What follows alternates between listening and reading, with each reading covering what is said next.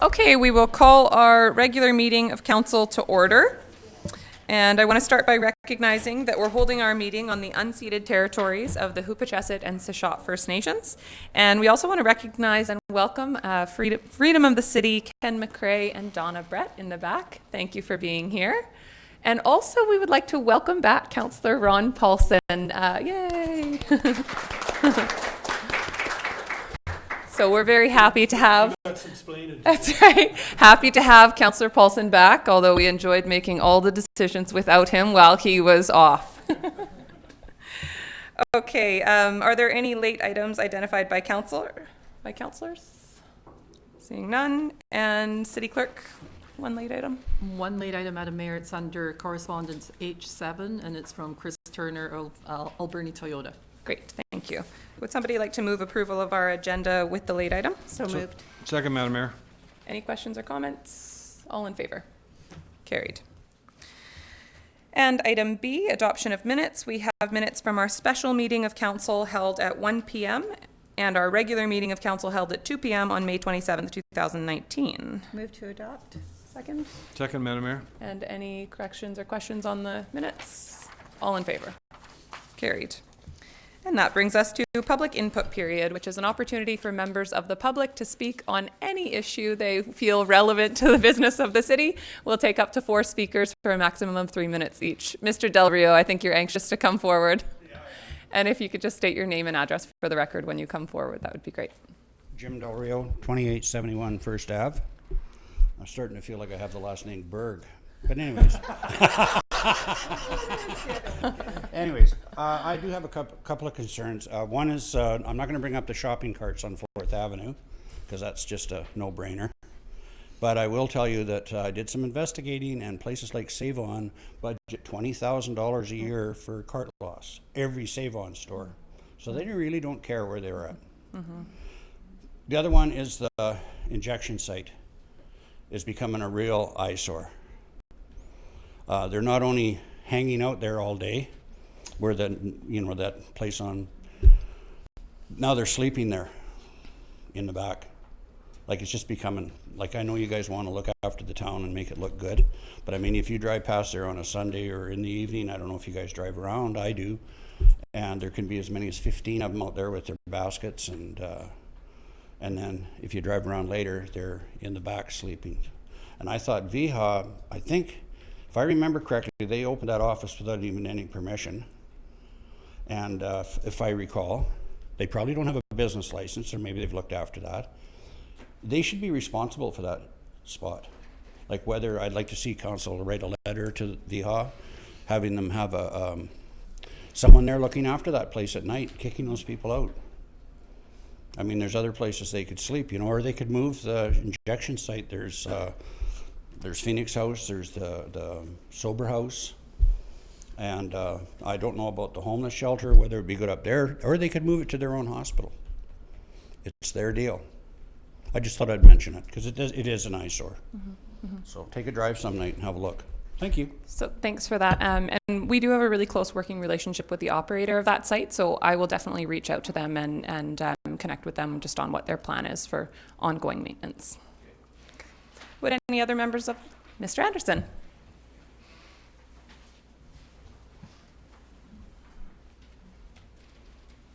Thank you, Mayor, Council. Carmichael Crescent. I just want to very briefly touch on an issue that's going to be talked about today, and it's regarding assessments, water, sewer, but it applies also to our taxes. We are in a community that's got some very serious economic problems, and have for a number of years. It took 40, 50 years to get into this issue, and it's going to take quite a while for us to get out of it. But I see progress. I mean, what my positive part of this whole thing here. But we're looking at my taxes. I'll use myself as an example. Not a wealthy person. I'm comfortable. A lot better than a lot of people, especially young people trying to establish themselves in Port Alberni, purchase a house, etc. And the cost is that's implied when you do that. Taxes continue going up. I know why they have to go up, and I don't know what the answer is, but they were expected to be higher than they actually were this time. we're only putting off the inevitable, because the next few years we're going to continually have 3-4% tax increases. That's a guarantee. Assessments, which is part of the tax, there's pros and cons on that issue, but it's still, as far as I'm concerned, a tax. So I'm paying over $4,000, close to $400 a month on my pensions, and simply the basic things. That doesn't include insurance, which is over $2,000 to insure my place. The city has passed on a lot of the work that was normally done by the city, maintaining some of the alleys, the curbways. Mine is falling apart in front of my house. They don't repair the cracks in the roads. I go out occasionally, I call it mowing my road. Right now, this is the growth on my road on Sun Park. There's no maintenance down there, and there are several things that's been put onto the taxpayer that normally would have been done by the city. So all those issues, considering what let's just say the federal government back east is not doing for pensioners, the elderly, for servicemen, some of the comments being made there, that doesn't subsidize their pensions, etc. We're status quo. I think it was a 0.1% in our old age last year, maybe something in that effect. And it's a community that's going through so many difficulties. It's getting harder and harder to even afford a house here. And that's a concern I want to bring up. And I wish I had solutions, but I don't. But I think it requires a lot more consideration from the general public and City Hall. It's worrisome, and it's certainly not. It's not compatible with asking young people to stay here and open up businesses when they can't afford to buy a house, etc. So I just want to bring that forward because I'm really concerned about it, and I don't see any end to this increases in both our taxes and our assessments. And I don't.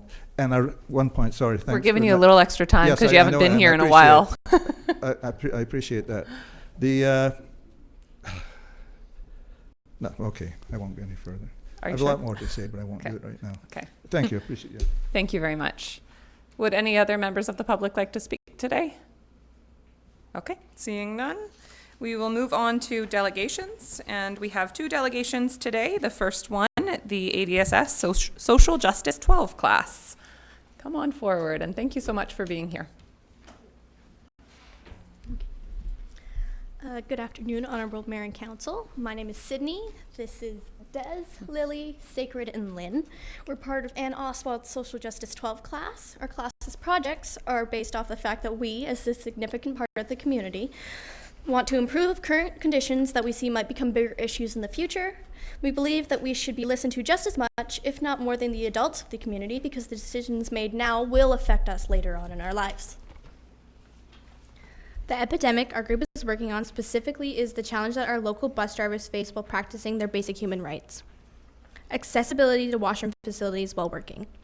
The bus drivers do a total of 2 hours of driving before they get to take a 10-minute break that they use to lock the bus, eat, and use the bathroom. This break may seem reasonable to most people, but the drivers can't always ensure that they are on time to the drop-off area. If this isn't enough to convince you, our bus drivers do not have a reserved bathroom. Every 2 hours, the 3 bus drivers on duty rush to use the bathroom at McDonald's. But if they are occupied, the drivers will have to wait another 2 hours before the next break. There are many health concerns that come with this, and a few are written in the pamphlet in front of you. But I would like to point out one shocking fact. Holding it in is an equal distraction to having a 0.05% blood alcohol level. And this is very upsetting to hear because the bus driver would not be allowed to operate the vehicle with anything more than a 0.04% blood alcohol level. Through extensive research, we have realized that McDonald's is no longer an appropriate place for them to use the restroom. We have narrowed down our best 3 options for the bus drivers.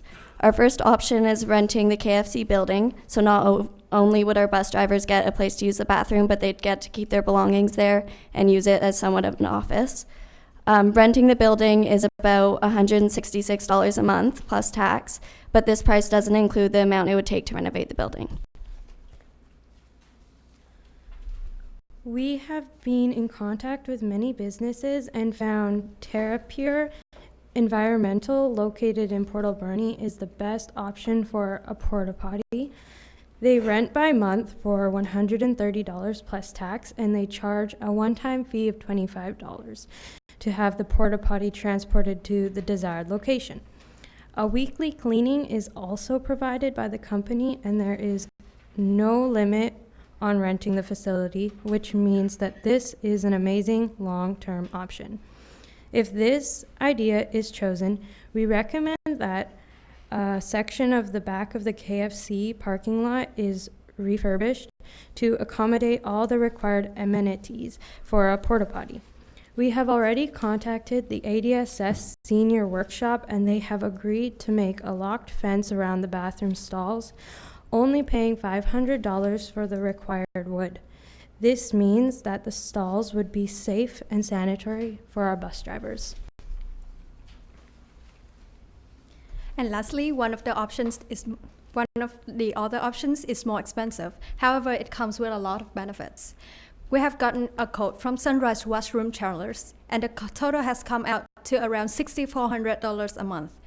We have conveniently attached the official code to the document provided to show you how the money is going to break it down specifically. To sum up, thank you for everyone taking the time to listen to our presentation, and hope you seriously consider these options and expedite it, as this is long overdue for our bus driver. If you have any question, please don't hesitate to ask us. Thank you. Thank you very much. And I think we'll do questions on that after the next part of the presentation.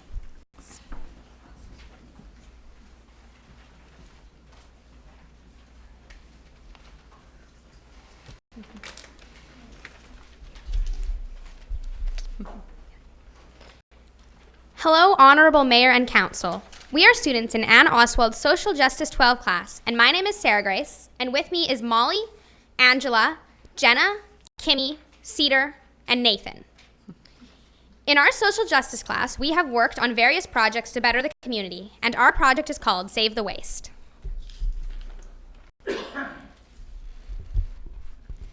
Now, the issue of food waste relates to three main concerns: the environment, indigenous beliefs, and food insecurity. First of all, more than half of our food waste goes directly to the landfill, which will ultimately produce methane gas 20 times more potent than CO2.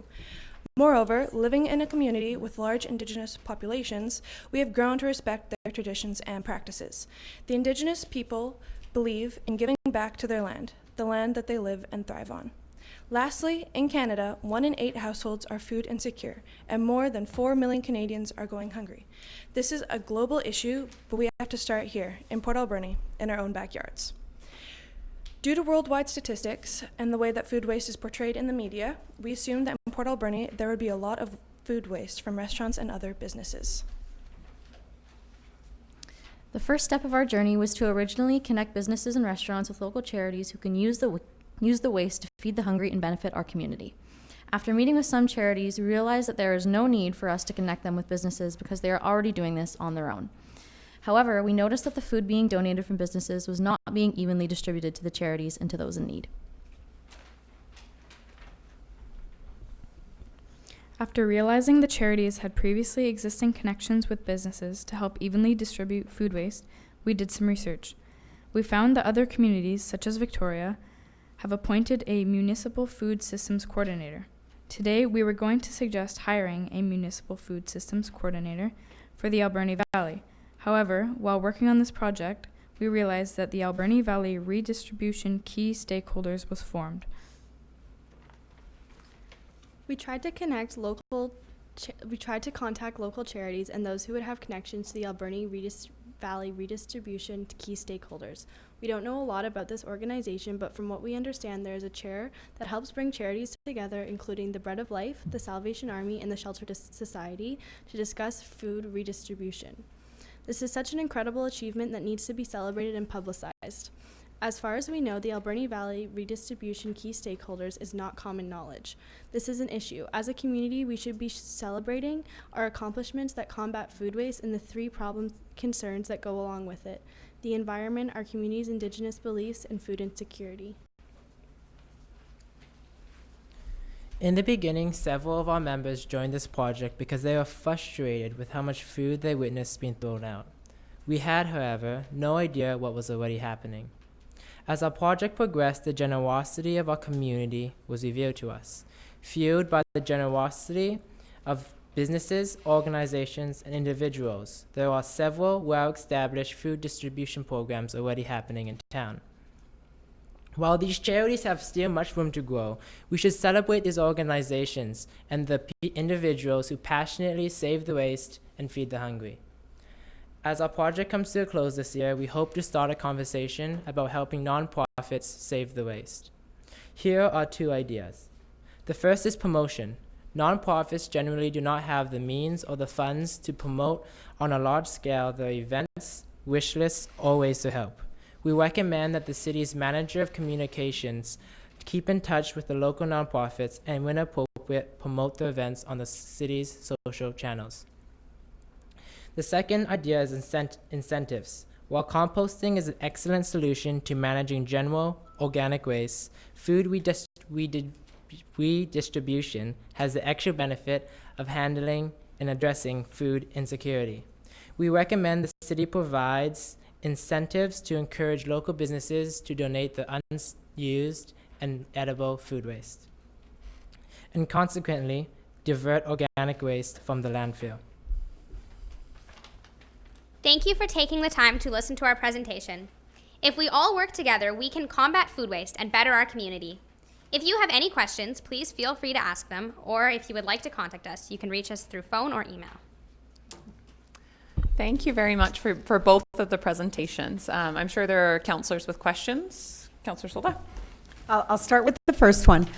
Regarding transportation and the washrooms that you're talking about. ACRD, as you know, transportation, the bus transportation is regional and the city buys into it. And actually, if you go on the ACRD website and pull out the Wednesday meeting, you'll see the whole report on that. The washrooms have been a subject that has been brought up, and the mayor and I will be at that meeting, and we will bring that up again because it is a concern, and that has been put through to the regional district.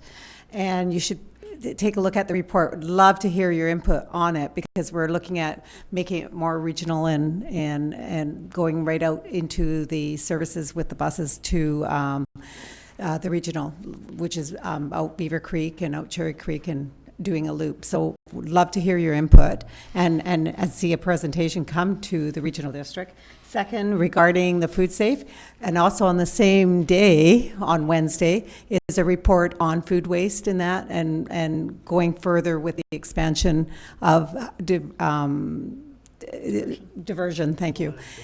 Yeah, instead of going to the landfill and restaurants, because I'm with Solda's restaurant. We actually have farmers come and pick up our waste. Not all of it gets into a bucket, but a lot of it goes into our freezer, and then they come and pick up and they give it to their pigs and stuff like that. So we are working towards that, and I'm sure other businesses too.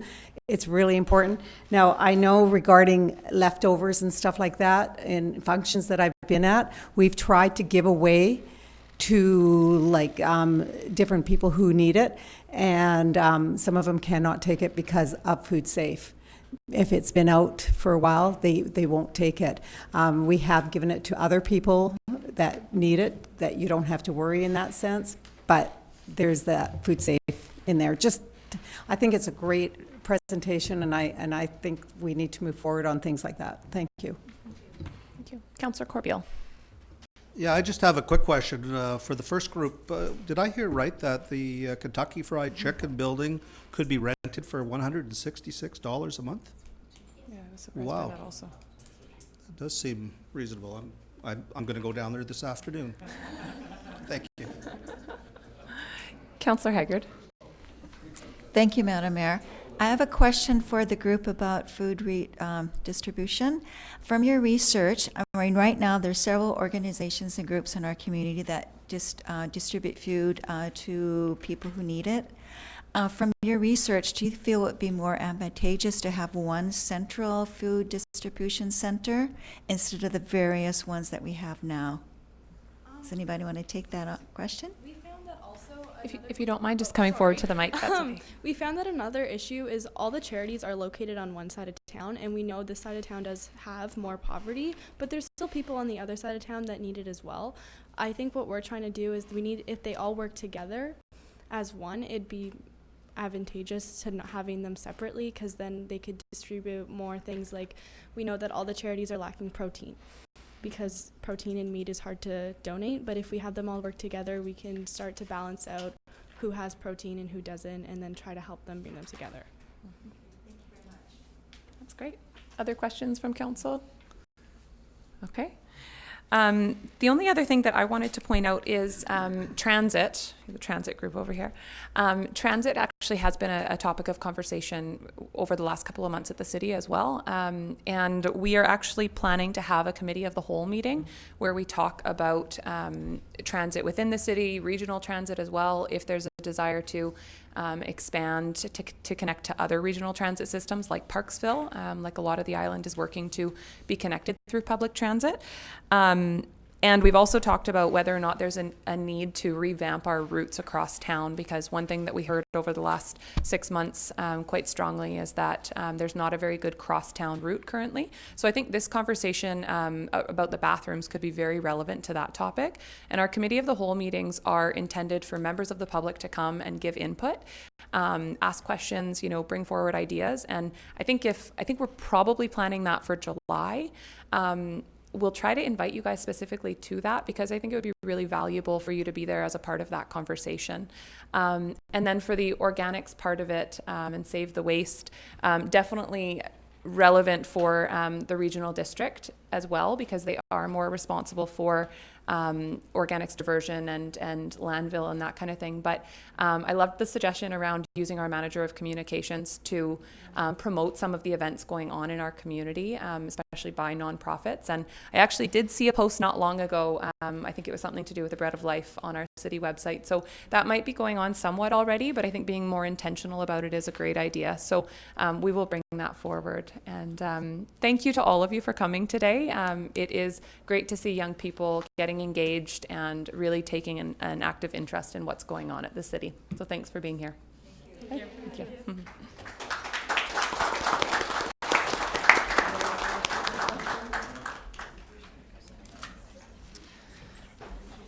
Okay.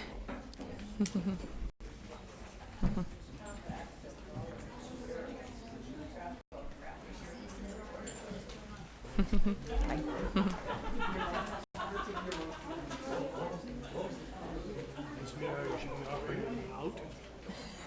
From going back to class. Declaration. That's right. School's out. Take the rest of the day. It's very stressful. That's right. Could have mentioned the cities already, like for roadside pickup and stuff, our new trucks. Yeah, for sure. Yeah, it's a good point. Yeah. Okay, and our second delegation today is the Port Alberni Port Authority. Come on forward, Zoran. And Dave. So you have to follow that fantastic presentation. So that's your task for the day. Crappy conditions. So thank you for being here. And just a reminder, I forgot to remind the other group, although they stayed on time very well. They were 9 minutes. We typically give 10 minutes for our delegations and then questions after that as well. That'll be a record for me, though. Madam Mayor, Council, staff, thank you for having us. We wanted to show a little bit what we do and what we have done at Port Authority and what our plans are. You're right, it's really tough to follow that excellent presentation. And it's great to see young people get engaged so early. And I think they are onto something, especially with the food component. Being a hobby farmer myself, I often produce more than I can consume. And I always wonder what to do with that stuff. It'll be good to have a program for that. However, that's not what we are here for. We wanted to share more about Port Alberni and what we do and our impact on the community. And center. Okay, so often people, I believe Port Authority is fairly often misunderstood, and then people think that we are federal government and we are under the federal umbrella. We are actually an agent of the federal crown at arm's length from federal government. We don't get any subsidies or funding from federal government. We actually contribute to all levels of government, and we have to be financially self-sustained. We are custodian of federal assets. However, our mandate is to facilitate growth, economic growth in the region, and to be diversified and a port of choice for moving goods from the west coast of Vancouver Island. Speaking about revenue, for a small port authority, and we are one of 18 Canadian port authorities amongst the smaller in the group, especially in the volume of cargo we move. Just for example, Port of Vancouver moves about 147 million tons of cargo, and I like to say on a good year we do about 1 million. Predominantly logs. Lumber we have lost last year due to Western Forest Products deciding to move their lumber via the East Coast, and we move some frozen fish. However, we are fairly diversified, and I would say one of the most diverse port authorities in Canada, because we are not traditional, just a landlord leasing the properties. We are actually operator. We operate 4 marinas and a campground, and we are much more engaged, and we actually operate our own terminals as well. And speaking of the revenue sharing, on a annual, just over $4 million revenue, gross revenue, we provide more than $400,000 to all levels of government, more than 10% of our revenue. I was just looking at the numbers, and our tenants generate for the city about close to $170,000 in taxes for the city, and I believe we collected $170,000 in GST through our properties that we do. So as I mentioned, we do predominantly logs. We hope to expand that with more lumber and hopefully one day more containers. With the frozen frozen factory vessel, fishing vessel, using our facility, they generate about 30 refrigerated containers a month that they are being trucked out of here right now. We have a second tenant that we have signed the agreement to produce close to that. So we are increasing the number of containers, and hopefully one day we'll have a container ship stop by and pick up some stuff. We did a bit of a study, economic impact study, in 2016. Yes. That's right. And we were also surprised, independently done by Intervistas, how much impact we have to a local economy. And we just wanted to put some numbers out there for people to realize that we do contribute quite heavily, and a lot of those jobs and the impact to the community is quite significant just because of our existence. We also had reviewed what we have been involved in as of late, I would say in the last 5 or 6, 7 years. We were quite active and provided a lot of access to water for the city. So Centennial Pier and Thai Landing is the project that the port was involved, started in about 2012, with partnership with ICE-T and some contribution from the city and Small Craft Harbors. We invested in Thai Landing property and Centennial Pier more than 11 million. Out of that, more than 3 million of the Port Authority's money. We also worked with our new tenant on the Water Street dock. We spent about almost $300,000 in revitalizing the Water Street dock. Part of that will be open for public. And we also have spent, in partnership with the city and to a degree Western Forest Product, in creation of Waterfront Park. Often people don't realize that part of that infill is actually Port Authority and the water lot in front as well.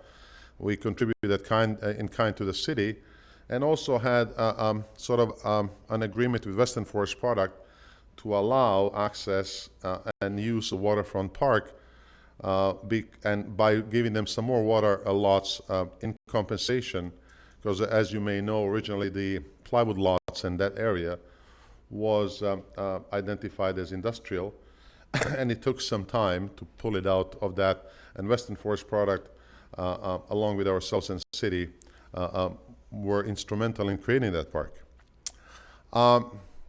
As you can see, Maritime Museum, for example, is also, we gave land to Maritime Museum to store it, or to have their display, and a lighthouse as well, and also the carving project as it is right now.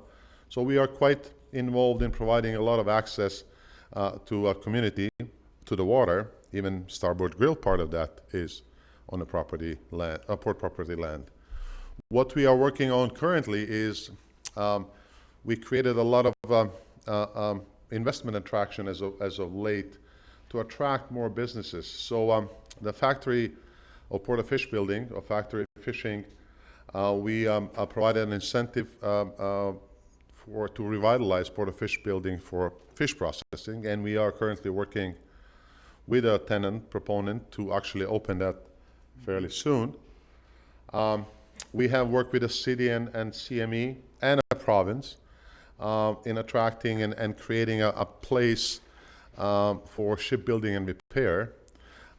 It is essentially through our incentive with Canadian Maritime Engineering and provincial government and city that the idea has germinated, and now we have a large warehouse on the plywood lots, and hopefully we'll have a large shipbuilding and repair facility there as the time progresses.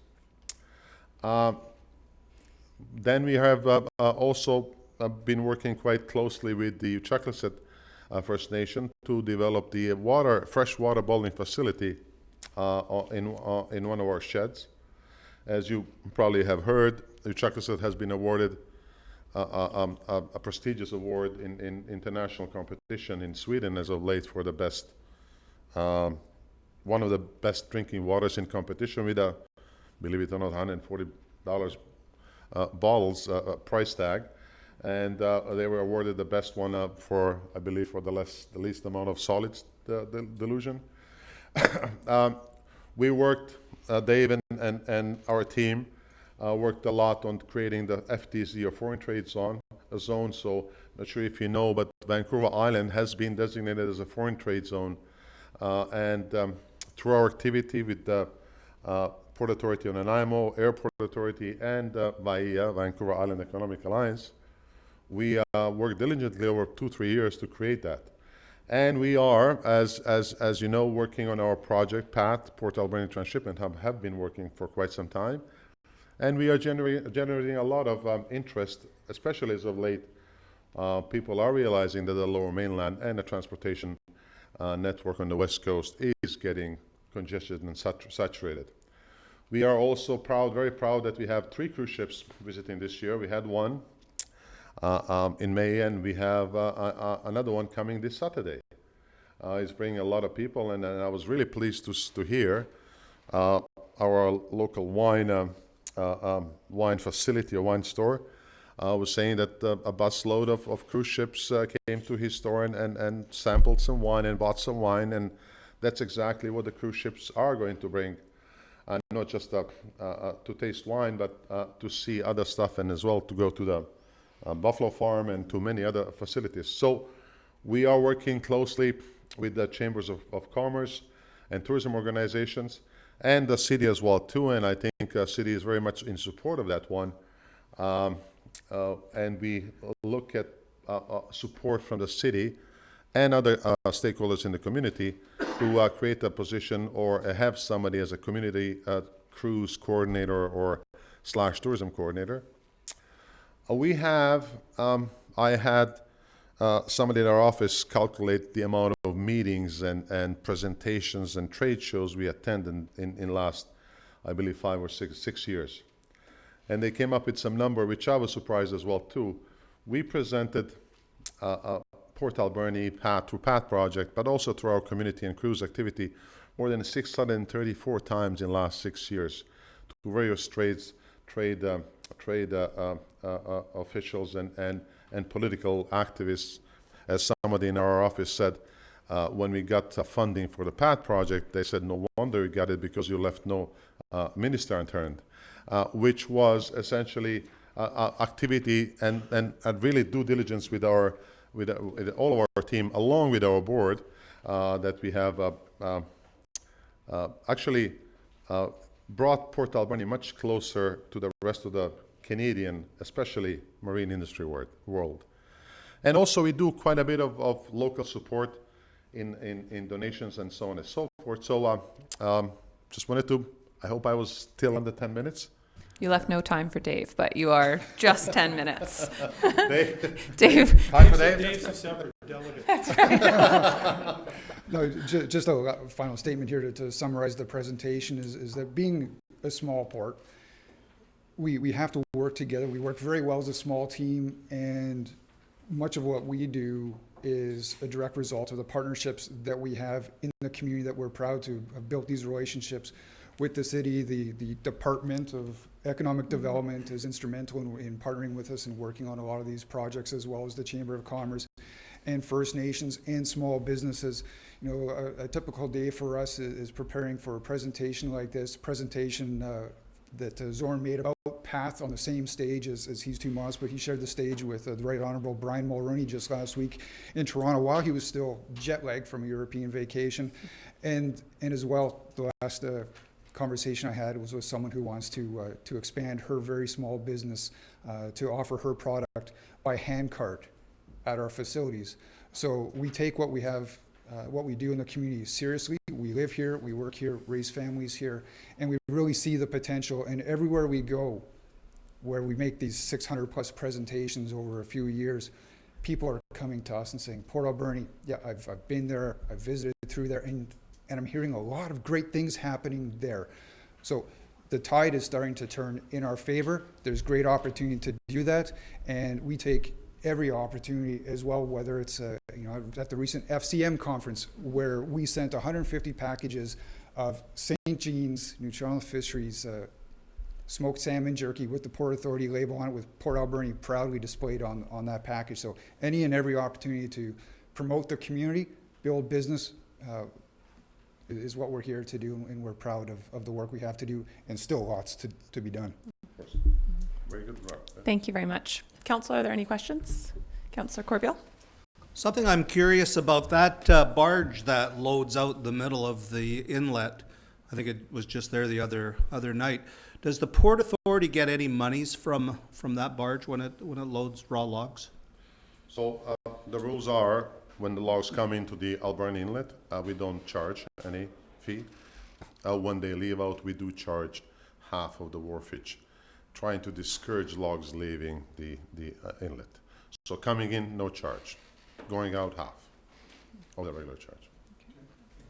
Okay. Councillor Paulson. Where have the kiteboarders gone? Touchy subject, right? No, not at all. We're really proud of the relationship that we have with now, well, in the past it was Southport Kiteboarders, and through their activities they grew into a couple different businesses. One was Girl on a Board Kiteboarding School, who was out at China Creek Marina for a couple of years. Family decisions, she decided to move on, and Windrider Kiteboarding School and Business has established at China Creek last year, and they continue to expand and grow, and it's part of the amenity package that we have to offer at China Creek, and something that through our another partnership we have with BC Ferries Vacations is proud to promote as well. So yeah, it's another opportunity of a great thing happening in the community that we're proud to encourage and attract more visitors to Port Alberni. Okay. Councillor Haggard. Thank you, Madam Mayor. You possibly can't touch on everything that you guys do in a short 10-minute presentation. I would like to suggest that maybe in the fall, then after summer holidays and things quiet down a little bit, that perhaps your board and the council get together for an afternoon or an evening and really go into more detail about all the exciting things that are happening in our community. I think I would like to know a little bit more, and you've just given me highlights. I do want to dig it a little bit deeper. What do you guys think? I think it's a great idea. Okay. I think, and in our first inaugural luncheon, I believe we talked about that.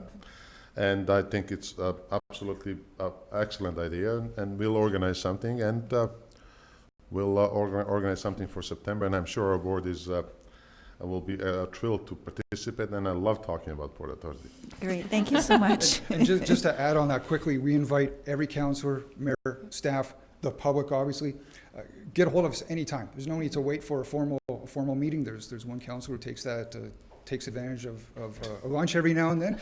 And we're happy, we're really happy to do this and engage with the community. So anytime people know where to find us at the Port Authority, 723-5312. Give us a call. And I think you owe me a coffee 2 days, so I'll take you up on that. At least one or two, Councillor Haggard.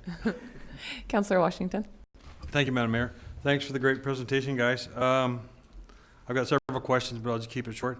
Canadian Maritime Engineering, when they move into their new facility, I know you own the facility they're in now. Will they continue to hold both, or are they going to give up the Harbour Road one? And any plans for the future on Harbour Road if they do? All the indications from CME at this point is that they'll keep both, or all three, because they are leasing a Chateau as well from us, and all facilities for the amount that they're paying. I will be keeping it too, so I don't see a change there, at least. Thank you.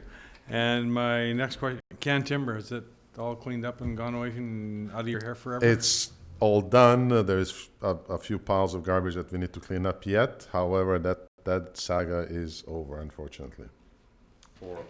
Okay. Thank you. Any questions from Councillor Poon? Councillor Solda? Okay. I just wanted to thank you before you go for all of the work that you guys put into the cruise ships. The first cruise ship, in my opinion, was a huge success. And I know that a lot of people, including the city, the chamber, all the volunteers, but I know that you guys were a huge, huge part of the work that went on in preparation. And I'm so proud of how our community did with that first cruise ship. So thank you for all that you did there, and looking forward to the next one on Saturday. Okay. Thank you. I think it's an awesome opportunity that we as a community have, and I cannot stress it enough how I think it's important for us to circle the wagon. Is that the right analogy? Or, you know, to really put a lot of energy into this one, because it could be significant growth. I was in St. John, New Brunswick a year or so ago, a small community twice the size of ours. They have 70 cruise ships each year, and they don't have much more attractions than what we have. We have a beautiful community, beautiful fjord, and I think we have invest energy and of course always some money. You cannot make money if you don't invest any. I think it's a great opportunity for us. So. Sure. Yeah, and a lot of the comments that I heard were just how wowed people on the cruise ship were about the welcome that they received. The First Nations did an amazing job, both Sashat and Hupachesit, of, you know, presenting songs, and the canoes was just really something that I think people will not forget. So, yeah, so great work. Okay, Councillor Paulson. Just staying on cruise ships.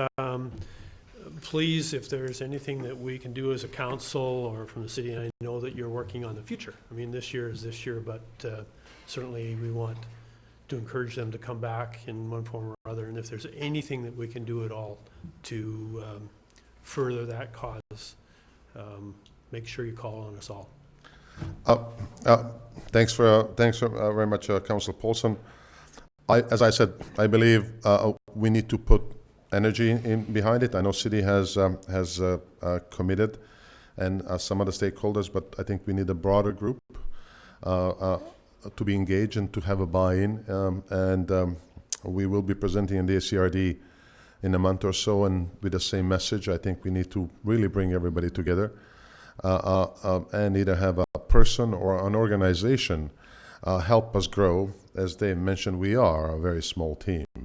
I think there is 7 people in our office, believe it or not, including our finance director of finance and corporate secretary, and what you see, promotional component is Dave and myself that do most of that stuff.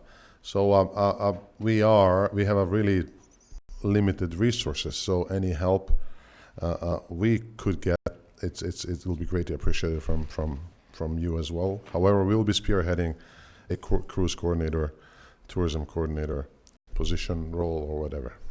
Use and abuse us. Thanks. Okay, thank you very much for being here. Thank you. And moving on, we have no unfinished business. So on to staff reports. Item 1, accounts. Councillor Washington. Thank you, Madam Mayor. I move the certification of Director of Finance dated June 10, 2019 be received, and checks numbered 143870 to 143696 inclusive, and payments totaling $358,469.65 be approved. Thank you. Is there a seconder? All in favor? Carried. And item 2 from the Director of Finance, the Audit Committee. Council, are there any questions about the Audit Committee report? I know that there are some, I believe there were some questions that we don't have answers for yet, but I know that they're coming at a future meeting. Councillor Solda? I just want to touch on the McLean's Mill report that we received at the Audit Committee. There's some questions that I had and regarding how the report was done, and I just want to just bring that forward a little bit, because when I am with an organization, I see a much more detailed report, and I would like to see more detail, and we did speak that up at the Audit Committee. I just want to bring that forward. Okay. Thank you. Okay, any other, Councillor Haggard? Thank you, Madam Mayor. One of the questions was from the Audit Committee report was from the firefighters overtime, and that's going to be provided more detail at the June 24th council meeting. Is that going to be from the Director of Finance or from the Fire Chief? May I ask that question? Okay. Sounds like it's coming from the Director of Finance. Okay. It might be advantageous for us to get a report from the fire chief on how he's going to be managing his budget for the rest of the year. For sure. Yeah, I think whenever something like that comes forward, it's helpful to have context behind it. So, you know, what it will look like going forward, if it's expected to stay on the same pace or not. Thank you. Okay. Okay. Councillor Washington, any questions? No. Okay. Okay, great. Councillor Poon? Councillor Corbeil? Okay. Councillor Solda, would you like to make the motion? Yes, Madam Mayor. Thank you. I move that the minutes of the May 27, 2019 Audit Committee, the responses to questions arising from that meeting dated June 3rd, 2019, the quarterly analysis of mayor and council travel and convention expenses ending March 31st, 2019, the financial statements ending March 31st, 2019, and the vendor check register report ending May 31st be received. Second, Madam. 2019. Okay, any further questions or comments? Seeing none, all in favor? Carried. And moving on to item 3 from the city clerk, we have Alberni Valley Childcare Society Stepping Stones, a lease renewal. Are there any questions of the city clerk on this lease? Okay, seeing none, Councillor Poon, would you like to read the motion? Yes, I'll move that council for the city of Port Alberni authorize the mayor and clerk to enter into a lease with Alberni Valley Child Care Society at 4222 Cedarwood Street for a 10-year term commencing May 15th, 2019 at the current rent of $1 per year plus taxes. Second, Madam Mayor. Okay, and seeing no questions or comments, all in favor? Carried. And item 4 from the city clerk, we have Alberni Valley Harbor Key, Unit 12, 5440 Argyle Street, a lease to Turtle Island Fish and Chips. Councillor Corbeil, would you like to read this one out? Yes, Madam Mayor, I'd like to move that the council for the city of Port Alberni authorize the mayor and clerk to enter into a lease for Turtle Island Fish and Chips at the Alberni Harbor Key with Rochelle Boddick for a 2-year term commencing June 1st, 2019 at the current monthly rent of $593.28 per month plus GST. Is there a seconder? Second, Madam. Okay, and Councillor Solda, did you have a question? Yeah, I know we've just done some changes on the lease here, and I'm noticing on page 69, 5.3, to maintain consistent open hours to the public generally as follows, 11 to 7 p.m., 7 days a week. Now, I know this particular business has closed up shop, and they're snowbirds, and I'm not sure if it's the present tenant or not, but how are we going to maintain that, because this particular business has closed? So and especially during the winter months, is there anything, because there's nothing saying. City clerk? I'm not sure I have an answer, Madam Mayor. I'm not sure about the business being closed. Okay. And we have incorporated new language into all of the leases at the Harbour Quay as they've been coming renewable recently, requiring them to be open more consistent hours. All year round type? Well, that's certainly our intent. Okay, thank you. So we would certainly be monitoring our leases. Thank you. And City Clerk, just to clarify, this is a new owner of this business? Not this particular one, Madam Mayor, no. Okay. This is a renewal of Turtle Island. The existing tenant's been there for several years, I think. Okay. Yeah. Okay. Just because I did see on social media today that this business is currently for sale. And so I'm not sure about, would our normal practice be to sign a new lease when a business is for sale, or would we, I'm just wondering if we should look at a shorter term, or if what our process is around when a business sells, whether or not we're leasing to, what the process is for a new business to sell and take over the lease. Probably not thinking this is the venue to discuss that today, Madam Mayor, but typically businesses that have been coming for sale, they're separate issues. The business doesn't necessarily go with the unit, so we try to make that very clear.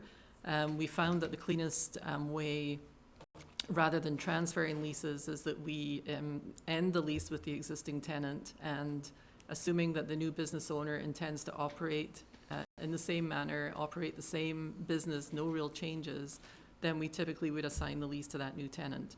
But there really is no guarantee, and it is something that the Director of Parks, Recreation and Heritage has been looking at. It's not a guarantee, and it shouldn't be a guarantee that if a business is sold, that the unit is a part of that business, because they're separate issues. Okay. Yeah, I think it just happened to pop up on my social media today, and I knew this was on our agenda, so it was interesting coincidence, but it might just be an opportunity for us to have that conversation, since we are renewing the lease now and the business is for sale as well, so that they understand fully what the process will be. Okay, so we have this moved and seconded. Are there any other questions? Seeing none, all in favor? Carried. And item 5 from the City Clerk, proactive services. City Clerk. This is a renewal lease as well, Madam Mayor. It's proactive services are at the lower end of Butte and 4th, and it's a laneway that they use for storing boats. Great. Councillor Solda, would you read this one? Madam Mayor, I move that the Council for the City of Port Alberni authorize the Mayor and Clerk to enter into a lease with Proactive Services for a portion of the city-owned lane located adjacent to 4866 Butte Street for a 2-year term commencing May 1st, 2019 at the current rent of $375 per year plus taxes. Thank you. Is there a seconder? Second, Madam Mayor. And any questions or comments? Seeing none, all in favor? Carried. On to item 6 from the Director of Finance, our statements of financial information for the year ended December 31st, 2018. Council, are there any questions on the SOFI report? I do. Councillor Solda. On page 84, I have a question on the Associated Engineering BC Limited. Is that just for all the engineering projects, or is it contracted out? I'm just kind of curious, because we have no engineer, so would it be cheaper? Because it's a lot of money there. So. We are paying for engineering services to Associated Engineering, but it's on our sewage lagoon project and our asset management plan. So, sorry, I didn't have that on. So if we had an engineer in-house, would the cost be a lot less, or would we have had to contract out? No, we'd be still contracting out. It's highly specialized. Okay, I'm just kind of curious on that. Okay, the next one is on the same, which is Coors and Associates Engineering. Again, is that for the sewer lagoon, or is that for another project? Again, would it have been cheaper to have an in-house engineer, or is this we had to go out of house? Coors is, they run our projects for the waterworks and for the road building. And yes, that's also beyond the scope of a civil engineer. Okay, and sorry, I have questions I want to ask. Okay. This is your opportunity. Yep. And then on page 85, we have McLean's Mail Society. Is that just $356,000? That is just service. What is that? The dam, or? That would be checks written to McLean's Mill for the contract, for the operations. It would be for any capital projects, anything we've paid on their behalf. Okay, and It's just an aggregate of everything we've paid to that vendor. okay, thank you. And then Todd Patola, is that the end of $180,000? Is he done with the city, or are we? It's just right down about 4 or 5 lines down from the same page of McLean's Mill. I believe it was a refund of a deposit on our tax sale. Okay, thank you. And then the Raymond James, right underneath, is he, who is he? Raymond James is our investment broker. Okay, I was going, wow, good deal. Why are we paying that much? Okay, that's, I think, all I have. Thank you, Madam Mayor. Okay, thank you. Any other questions on the SOFI report? Councillor Corbeil? On page 84, it talks about a rural dividend fund, 29,000 or something to the Chamber of Commerce. What exactly is the rural dividend fund? The Rural Dividend Fund is some provincial grant funding, and the Chamber of Commerce was running a service industry education type it was of like program a for tourism economic training development. type. Yeah. Okay. Yeah, there were a couple of them, I think. Yeah. Okay, thanks. Okay. Any other questions? Okay, thank you very much. Councillor Paulson, would you make that motion? I'd like to move that the report from the Director of Finance dated May 31st, 2019 be received, and Council for the City of Port Alberni approve the statements and schedules included in the Statement of Financial Information produced under the Financial Information Act for the year 2018. Thank you. Is there a seconder? And any questions or comments? Seeing none, all in favor? Carried. Okay, and item 7 from the City Clerk is the draft permissive tax exemption policy. City Clerk, did you want to go over this? Okay, wonderful. Yes, I will, Madam Mayor, and I did put together a bit of a presentation just Wonderful. to help walk council through this, because it is an important issue. So current permissive tax exemption bylaws expire on December 31st of this year. Earlier in April, Council appointed a select committee to review policy and to make recommendations. Councillor Poon subsequently was elected chair of that committee. Councillor Haggard and Mayor Minions also participated. Staff resources were the City Clerk, the Deputy Director of Finance, the Assistant Collector Accountant, and the Project Coordinator in Finance. The committee met on 2 occasions, reviewed policies from other communities, and also considered the needs that may better reflect the needs of our community going forward.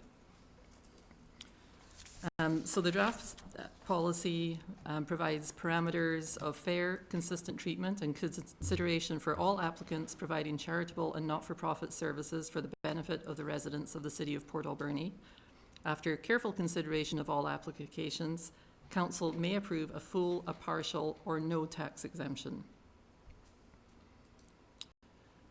So the committee recommended that exemptions approved for subsequent tax years will not exceed 1.15% of the current year's total budgeted property tax requisition. So what this means is that a cap would be placed in the amount of tax exemptions.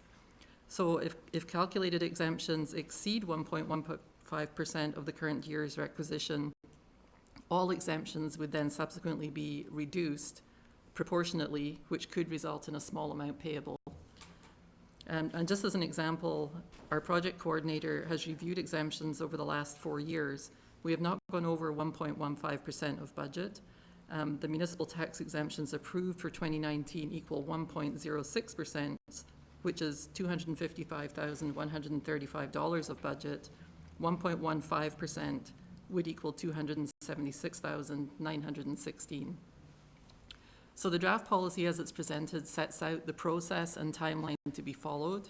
Advertising for new applications annually, letters mailed to current recipients with the application forms. Applications would be submitted annually to the Finance Department prior to August 1st for review and to arrange for any additional information. The Deputy Director of Finance would present summary report of applications relative to the eligibility criteria, to council for consideration. And as a reminder, our bylaws must be adopted by October 31st in each year. So the committee reviewed the eligibility criteria, first of all recognizing that applicants must meet the requirements of the community charter.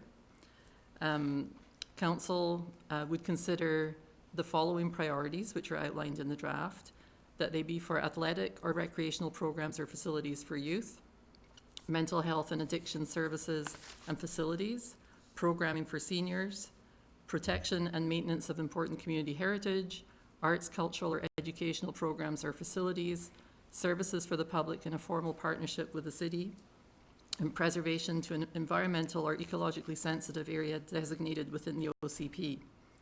And just for information, reference to seniors care facility has been removed from the priorities because those provisions already exist in the community charter itself. Statutory exemptions apply for care facilities operating under Hospital Act or some other acts, meaning that they're able to apply still for the permissive exemptions for the land surrounding their facilities. And this provision would also apply for Pioneer Towers as an example. They fall under a specific clause in the charter that provides a statutory exemption for their building as it was built using provincial funding within a certain time period for providing homes for elderly citizens. Other items that the committee deemed important and is included in the draft policy, the organization must be a non-profit or registered charity. Organizations conducting retail and or commercial activity, including the sale of food and or liquor, may not be eligible. Organizations must be seen to be working towards self-sufficiency. They may be required to show evidence of ongoing active volunteer involvement. They must clearly demonstrate their mandate and competent administration, and recipients required to publicly acknowledge the exemption. And as it has been in the recent past, bylaw would be adopted for a maximum of 4 years, and organizations would be required to confirm their eligibility annually. We also considered places of public worship. Statutory exemptions apply to buildings used for public worship and the land beneath the building. All other land and buildings are taxable unless a permissive tax exemption is granted by council. So the committee recommended that any residences that are located on the same property as a church and any ancillary buildings be assessed and taxed as residential. The committee also recommends that church properties exceeding half an acre, including the statutory exemption, will be exempt to that half acre. So we have a number of properties. Most of the church properties that we have fall within the less than half acre. There are a few that this would impact where they have a larger amount of property, so they would be finding that some of their property might become taxable. And again, we would be looking at 4-year exemption. And you're all members of the committee, Madam Mayor, so I'm sure that all of you may wish to add to that. And also our project coordinator, Diane Kosh, is in attendance and could potentially answer questions as well. Thank you very much. Councillor Poon, you were chair of the committee. Do you want to add anything to that? No, I don't have anything. Okay. I just want to thank the staff who was there with us for their assistance going through this process. I think what we really tried to do was, and through good information, was review what other communities are doing, what is best practice on other places in the island and surrounding area, and really get an idea of what we were doing that other communities weren't, and vice versa. And I feel really confident that we've put together a policy that's going to serve our community well going forward. So really tried to take an informed approach on this. Are there any questions from council? Councillor Paulson. Could you just fill me in again where, or is it an arbitrary number, 1.15%? Yeah, so we looked at the last 4 years, and we went just slightly higher than any of the last 4-year numbers. So we have not gotten to 1.15%, if I remember correctly. I think the highest one was 1.09 or something. So we didn't want to make it too restrictive. We wanted to make sure that we weren't reducing the amount of exemptions that we were giving, but we also saw a lot of communities putting a cap as kind of best practice. So, yeah. My other question is, I noticed that new applicants have to provide 3 years financials. And with new societies and stuff, it's difficult. I know we wound up with that with the Port Alberni Junior Hockey Society, and we thought we could fundraise in the first year, and you can't, because you can't apply for licenses and stuff without at least 1 year. I'm just wondering if the 3 years might be a little too restrictive, especially for societies, nonprofits, and what have you. I think the 1 year would have been good, but. So I think that's a great point, actually. And so an important thing here is that even if you don't meet specifically the criteria, you can still apply. I think that what we were going for with that is for existing, we want to make sure that they are doing proper financial reporting. I could see certainly, an exception to that if it was a newer society that it made sense in that situation, or maybe they had 1 year or 2 years. And we specifically did not put in audited financial statements, recognizing that a lot of nonprofits don't go through an audit process. Okay. Other questions? Councillor Corbeil? Yeah, I have a few questions. So where it used to say services for special needs groups, it now says mental health and addiction services and facilities. Now, I was racking my brain trying to find out who wouldn't fall into that category.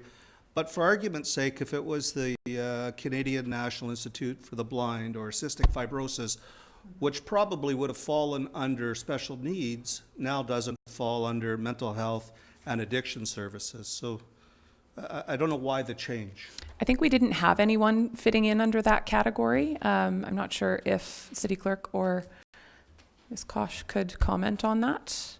We went through looking at,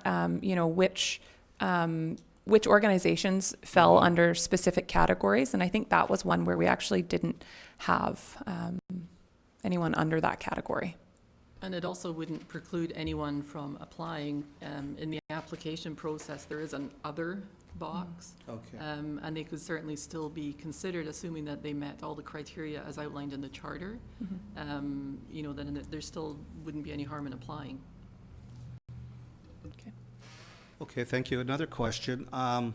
Where it used to say facilities or programming for youth and seniors, it now just says programming. Actually, it doesn't say youth. Programming for, does it say youth? Youth and seniors. So I guess what I'm looking for is what's the definition of programming? As you may recall, several years ago, I was here with the Port Alberni Senior Citizens Housing Society, and we have the cottages that is primarily seniors, but I wouldn't suggest that they do programming there. So what exactly is programming?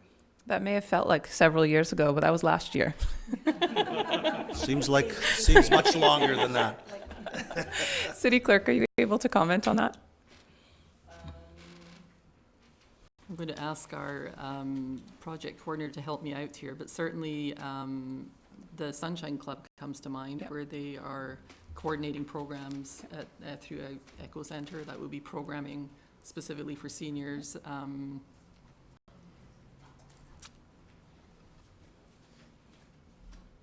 Hi, excuse me. As Dina said, City Clerk said, programming would be things like the Sunshine Club that operates within a city building, so they're occupier of municipal property. Where you're talking about the society, senior society, that's where we said that now comes under the community charter. It actually falls under the community charter as a Community Care and Assisted Living Act.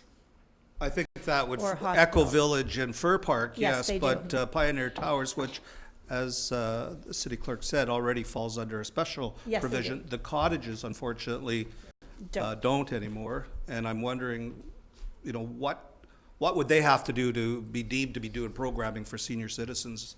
They would probably have to fall under the Community Care and Assisted Living Act. Okay. I think that if I can add to that as well, the other thing that we had talked about is, do we want to add something in here for providing housing for low-income seniors? And we didn't add that in specifically because I think that part of it was covered somewhat in the charter, if I remember correctly. But that is that it has to be proven that you are providing housing to low-income seniors, and then you have the ability to apply. Okay. I hope I'm not characterizing that part of it wrong. It's- That was a it's so-so. good. That's good. Another question? Sure. Emergency and rescue services has been removed. Now, I'm wondering, search and rescue, where would they fall under? They would have to apply under other. Other? Okay, so other, that's an important category. Yeah. And last but not least, so where it used to say athletic or recreational programs or facilities for public youth, public use, now simply says for youth. So I'm thinking if something that's predominantly for adults that the public could use, will they not be able to apply for a tax exemption, or would they be able to go in the other category? I'm going to hand that over to the committee. So anyone can apply, for sure, if they feel that they fall under that category. I would say that we went through a process of looking at, we took out categories that were not having organizations apply under them, or one organization was applying under an entire category. In that case, certainly, and so, to be very open about this, the only one that we found under that category that wouldn't necessarily apply under other categories was the rugby club, as they are predominantly, adult or that type of sporting organization. So there's an opportunity for them to apply under the other category, I guess. But it wasn't a category that was highly used. And we also had some conversation about, do we want to subsidize adult sports, or do we want to subsidize children's sports? And seniors' activities are largely through the Sunshine Club, and I think that they're already exempt for what they're getting. So there wasn't really anything additional that seemed to fall under that category, unless you could think of another example. Well, the rugby club in particular, I think the tax exemption's about $10,000, and they have to raise monies for the building and for, you can only sell so much chicken, right? I don't know, they're going to be really unloading the chicken this year if they have to pay an additional $10,000. Because they do have a youth component. Do yeah, they? For sure. And so another important conversation that we had is that sometimes we grant full tax exemptions when we don't necessarily need to grant a full tax exemption. So if we set the policy that we believe we should be subsidizing youth sports so that every child has an opportunity to play sports, and 50% of what an organization does is youth sports, then they can apply, or we could give them a 50% exemption. And, the other one that really may limit the rugby club specifically is a lot of communities had that you cannot get a tax exemption if you hold a liquor license or sell liquor on your site. Because that is a revenue generator. So a lot of organizations don't have the ability to generate revenue like that. So that may limit the rugby club. They would, and it does say in there that we may reduce it based on that. Yeah. Okay, thank you. And then the really important key here, in my opinion, is that organizations need to be seen to be working towards self-sufficiency. And I think that is very new for Port Alberni. A lot of the organizations that have held permissive tax exemptions through the city have held them on an indefinite term, and some of them will likely always get an exemption or some sort of it, but we do want organizations to be working toward other means of financing alongside receiving our tax exemption.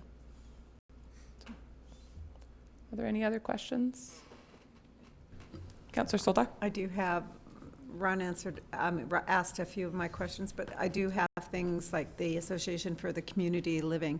They do get tax exemptions by taking out that and having mental health and addiction services and facilities instead of the special need groups. I know they would probably apply under other. No, they would apply under that mental health.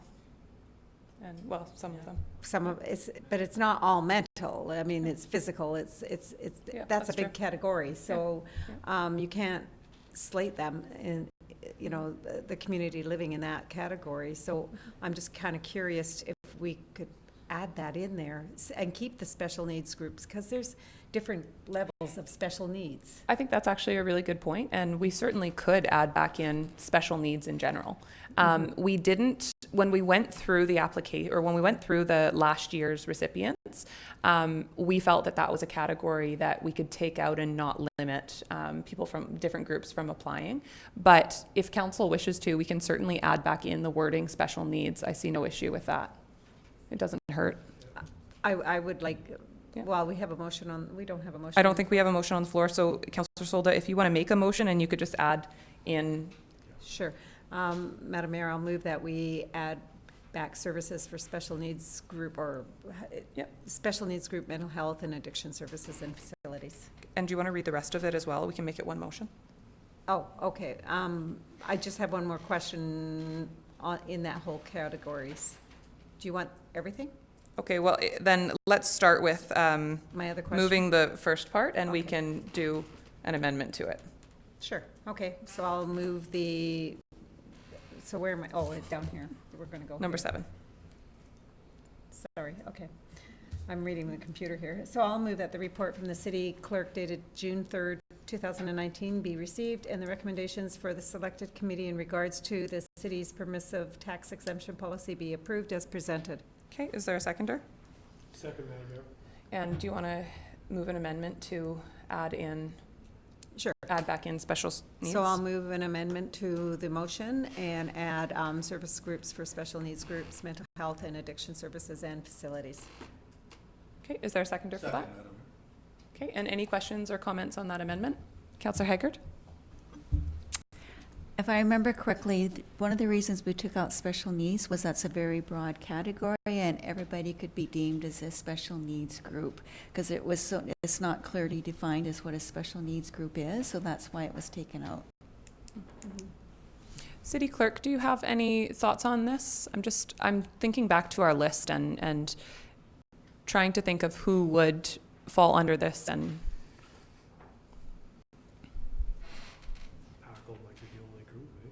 yeah, I would think so. And we had thought that they would still qualify.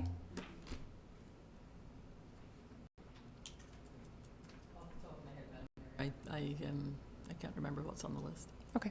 Okay. So personally, I don't see an issue with adding this back in. I think physical health challenges and barriers probably actually was somewhat missed by us. We were thinking more mental health. So I don't think that this is going to lead to a flood of new applications, in my opinion. So I'm supportive of adding it back in. Are there any other comments on that? Okay, so I'll call the question on just the amendment, not on the entire motion. All in favor? Carried. And Councillor Solda, you said you had another?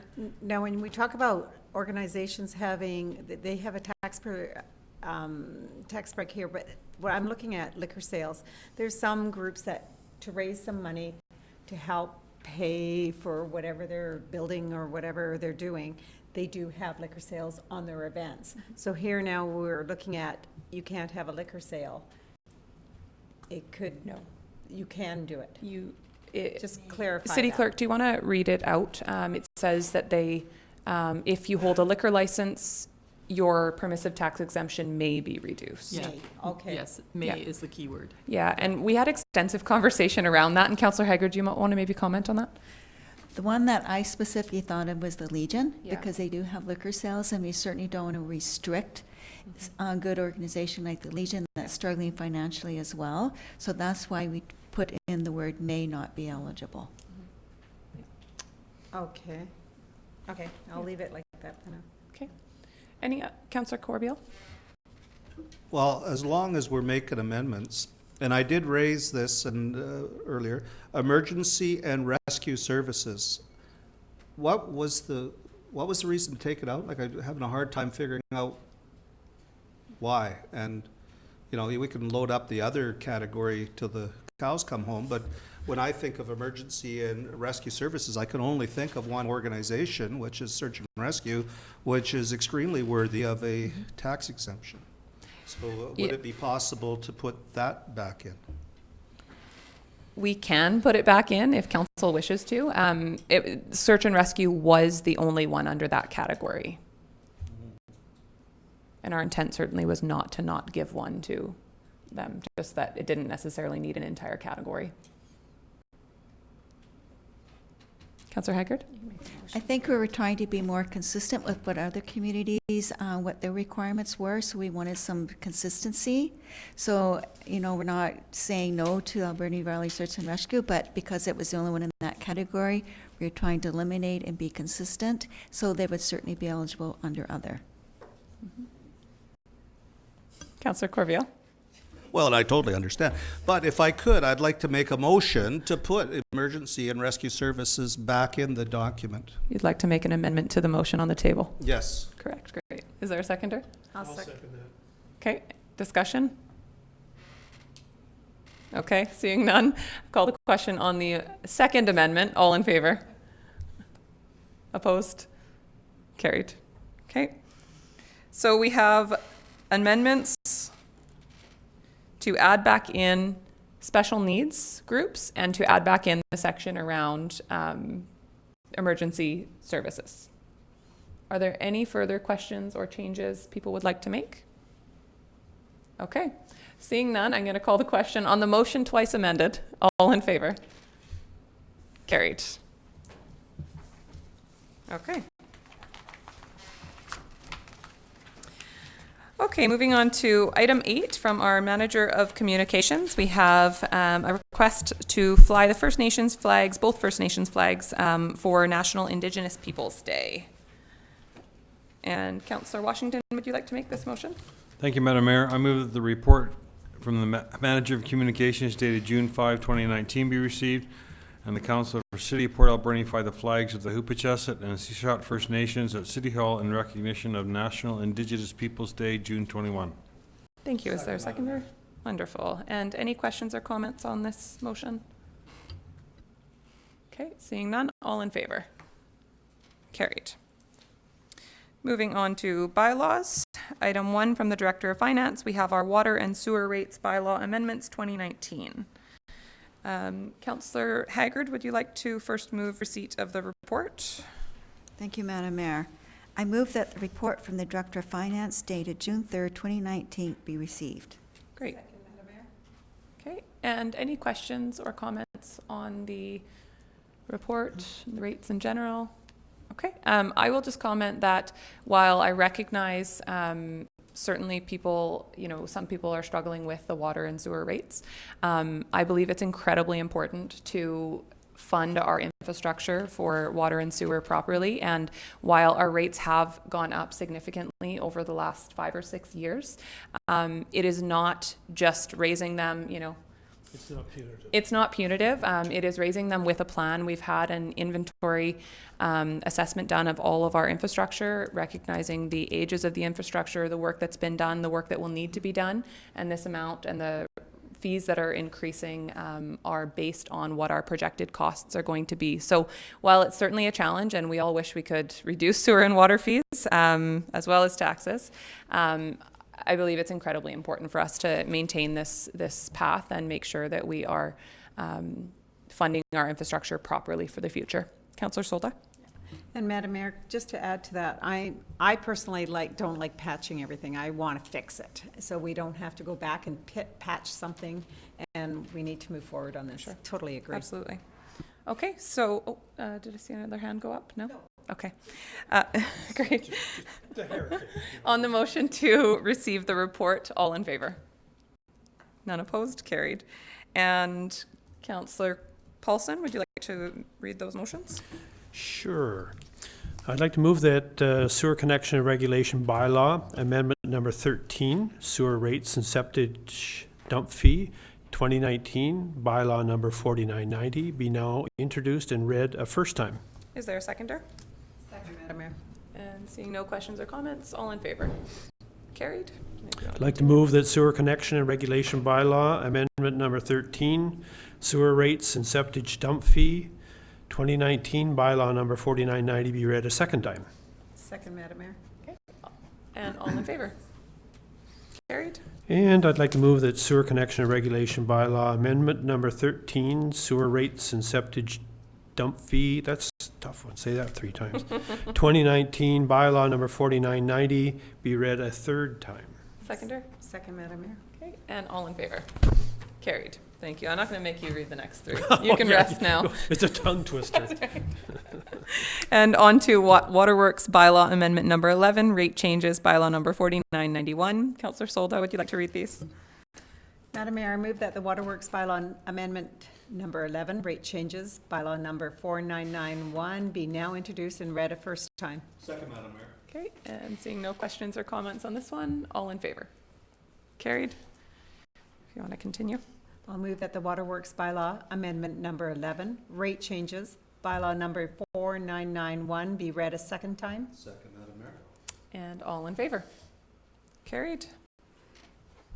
And I'll move that the Waterworks bylaw amendment number 11, rate changes, bylaw number 4991, be read a third time.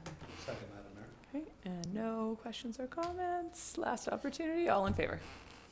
Carried. Okay, thank you very much. Moving on to correspondence for action. Number 1, we have an email dated May 30th, 2019 regarding the current condition of ball fields from Natasha Mays.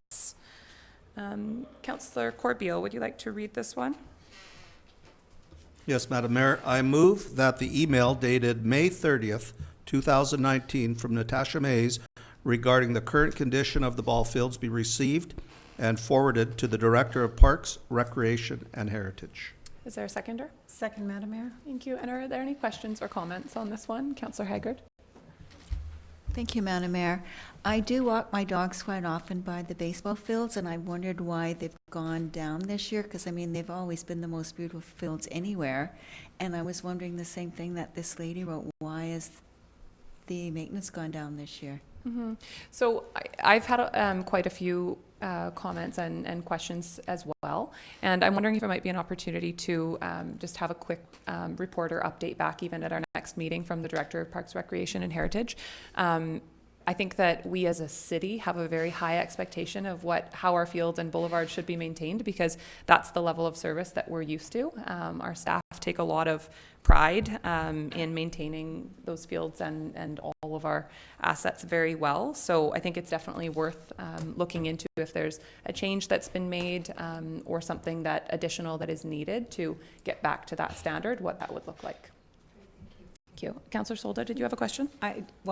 Basically a statement. I've received a lot of emails on what the city looks like in that, and a lot of comments were on the Johnson Road area above the tracks when you go up on the right-hand side going out of town, and why aren't they maintained? Entering into the city was a big comment, you know, as tourists come in, they're not seeing everything, and of course the ball fields. I know we've been on a rotation in the past on what areas they do, so I'll be interested to hear the comments too regarding that. Yeah, so City Clerk, would you mind just adding a note in there that if we could just get it doesn't even need to be a formal written report, even if Director of Parks, Recreation and Heritage could just comment at our next meeting. Okay, seeing no other questions or comments on the motion, all in favor? Carried. And item 2 is an email dated May 29th, 2019, requesting use of the parking area at Harbor Quay for the Valley Street Rods Car Show event on Friday, August 9th, 2019, and closure to regular traffic to the Harbor Quay from 2 p.m. until 9 p.m. to accommodate the event. And that email is from Valley Street Rods Car Club. Councillor Poon, would you like to make this motion? Yes, I move that the email dated May 29, 2019 from the Valley Street Rods Car Club requesting use of the Harbor Quay for the Valley Street Rods Car Show event on Friday, August 9th, 2019, and closure to regular traffic to the Harbor Quay from 2 p.m. until 9 p.m. to accommodate the event be received, and Council concur with the request, subject to notification of emergency services, consultation with all affected businesses to minimize potential conflict and traffic concerns, and provision of standard liability insurance. Second, Madam Mayor. Thank you. And are there any comments on this one? Seeing none, all in favor? Carried. And item 3 is an email dated June 3rd, 2019 from May LeBlanc offering suggestions to increase tourism in certain areas of the city. Councillor Washington, would you like to read this one? Thank you, Madam Mayor. I move that the email dated June 3, 2019 from May LeBlanc offering suggestions to increase tourism in certain areas of the city be received with thanks and referred to the staff. Is there a seconder? And I'll just add as well that I think we should refer this to the chamber as well, just given that the chamber is quite actively involved. So through Councillor Haggard, who's our chamber representative, and I'm the chamber representative for the ACRD. One of the two of us will bring it forward there. Any further questions? Oh, Councillor Corbeil? Yeah, I would add that maybe the traffic committee, this whole area, and she's exactly right. There is no left turn lane. If you're going to Tofino and there goes the tourist information place, like how wrong is that? There should be a left turn lane there.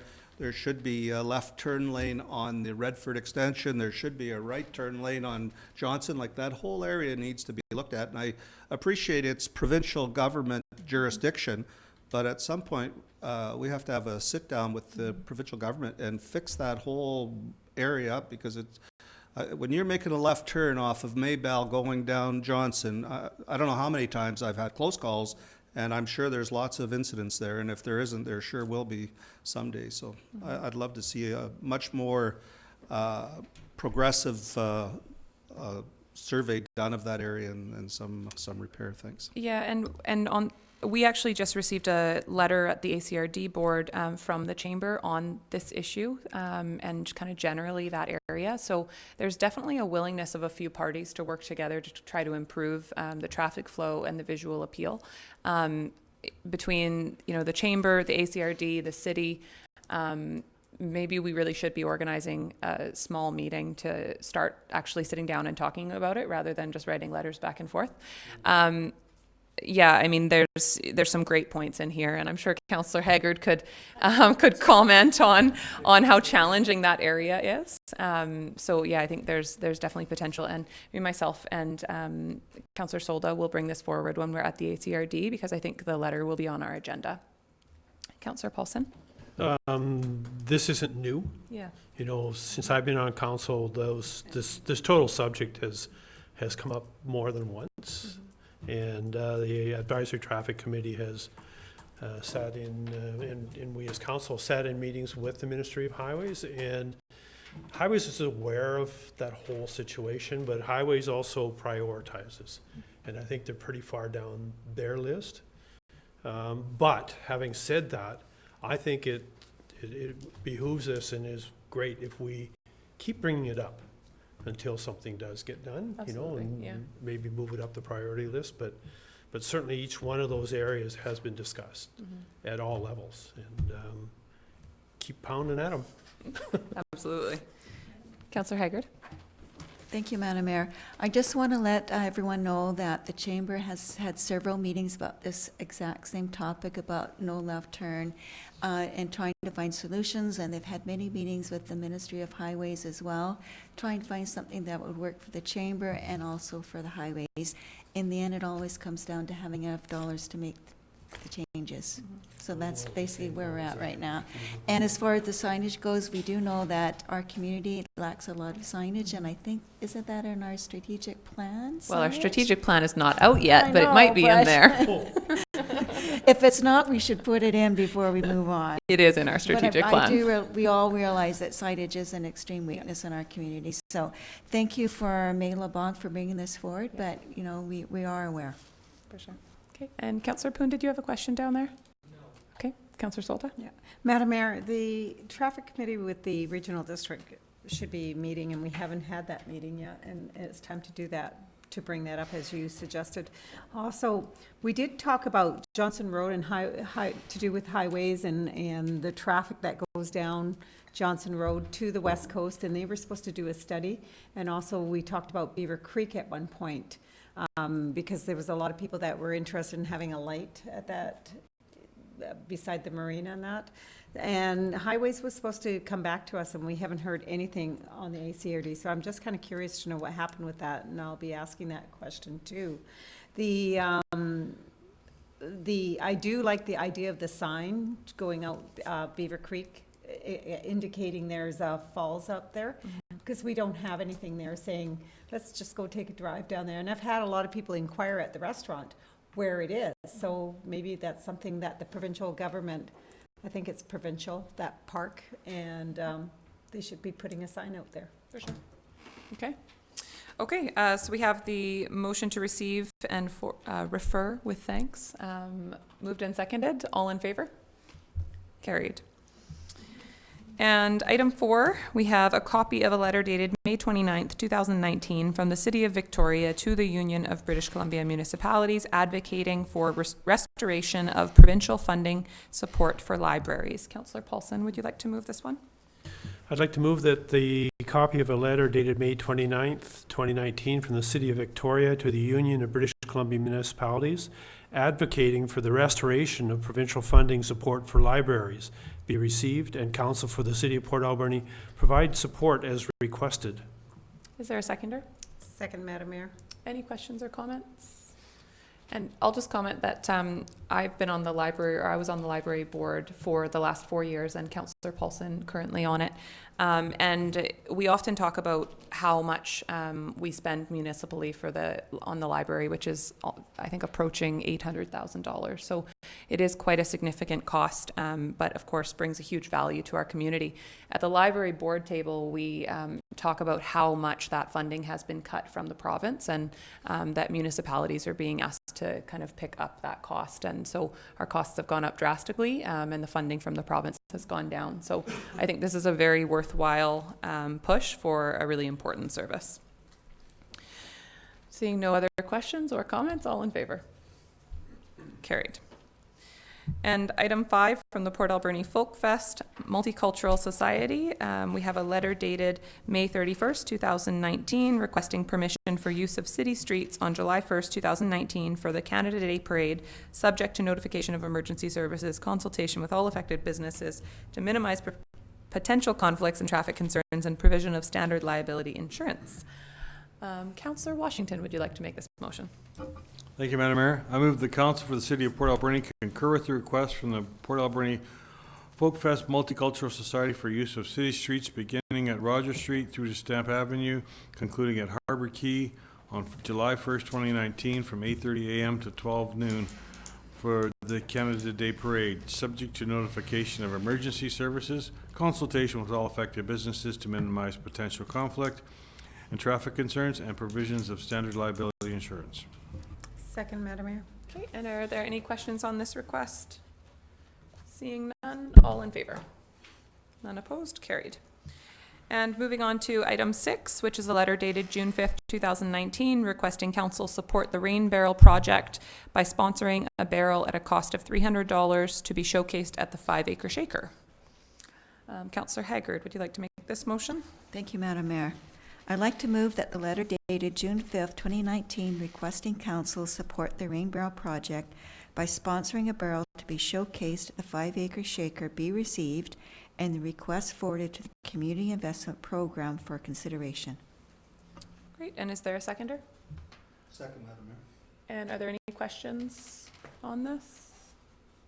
Okay, seeing none, all in favor? Carried. And item H7, City Clerk. Thank you, Madam Mayor. It's a late item from Chris Turner of Alberni Toyota, and he's requesting council's consideration of road closures for upcoming cars and coffee events.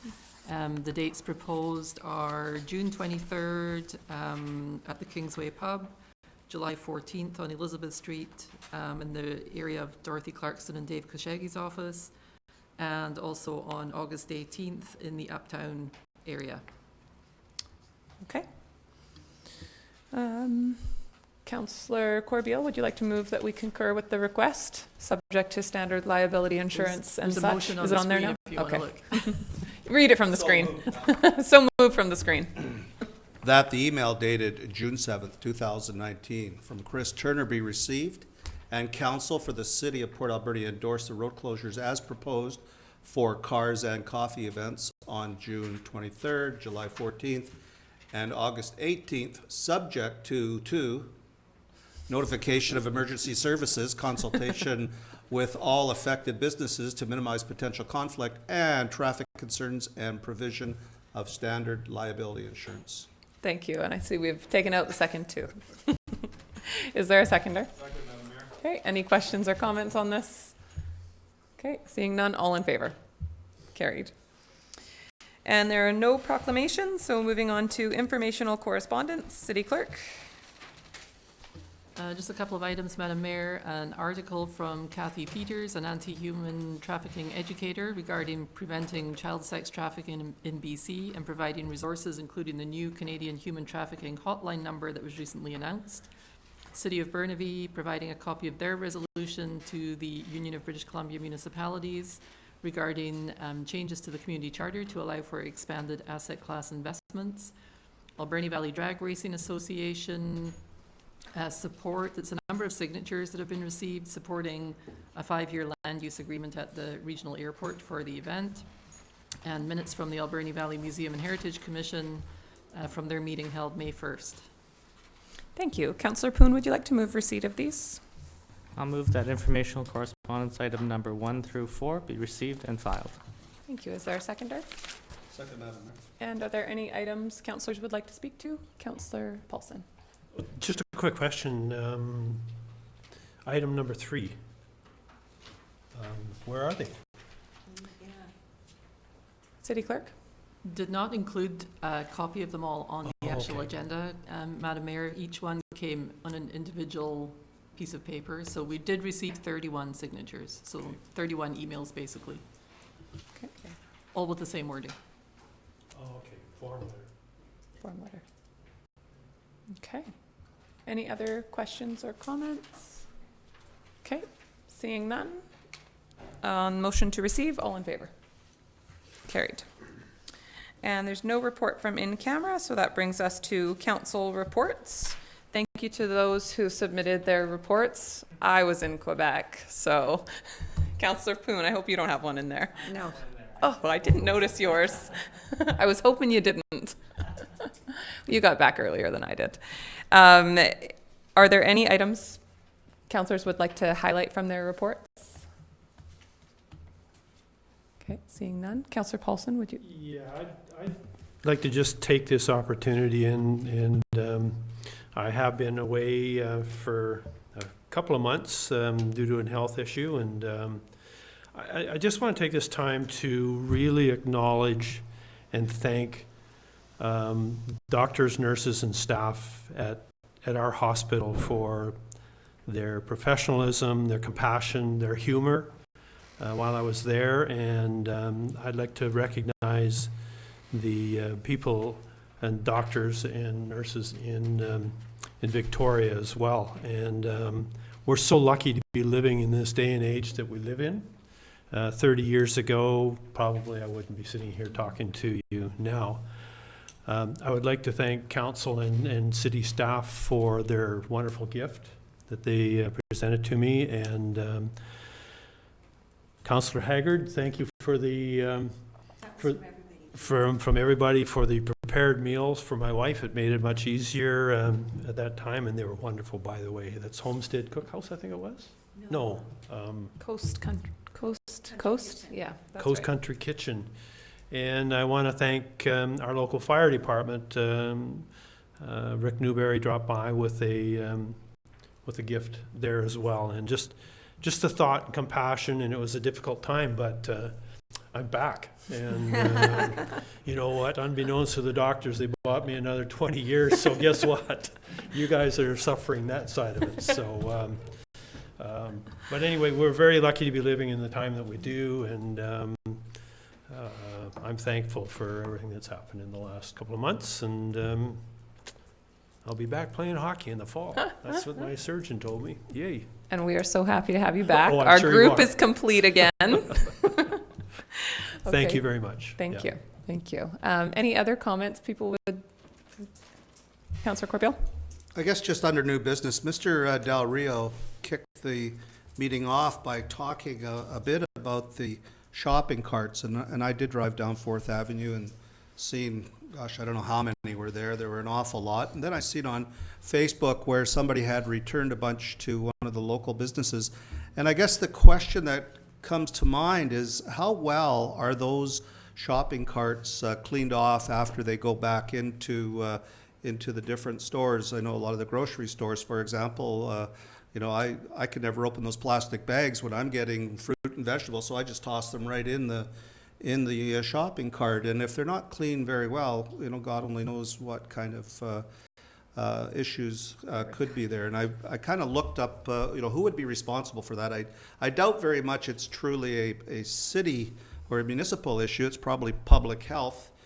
But it's a concern that we should take pretty seriously, that, you know, little kids sitting in shopping carts and fruits and vegetables laying on the shopping carts, and they do get a little bit abused when they're taken off premises. So maybe I'm asking staff if they could to somehow find out whose responsibility that is, and if in fact it's being looked after by, you know, the province or whoever's supposed to be doing it. Thank you. Okay, thank you.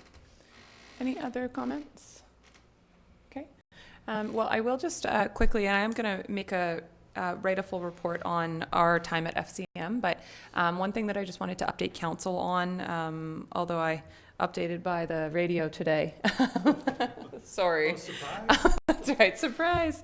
Myself and the CAO did have a good meeting with, there's a funding stream called the Green Communities Fund, and that is through the Federation of Canadian Municipalities. And we had a really good meeting with the executive director of that fund, talking about opportunities for funding different projects, one of them specifically being the stage 2 assessment that needs to be done for McLean Mill. They have a funding stream that they felt would be a very good fit, and that we would have a very strong case for funding of up to 50% of that cost. So it is not to do actual remediation, but as we know, the expected cost of just doing the stage 2 report is about $250,000. So it would be for half of that cost, and then we could see where that took us. So I think that's one positive thing that came out of that. I would expect we would have a very strong application for that. So when our CAO returns, he'll be working with staff on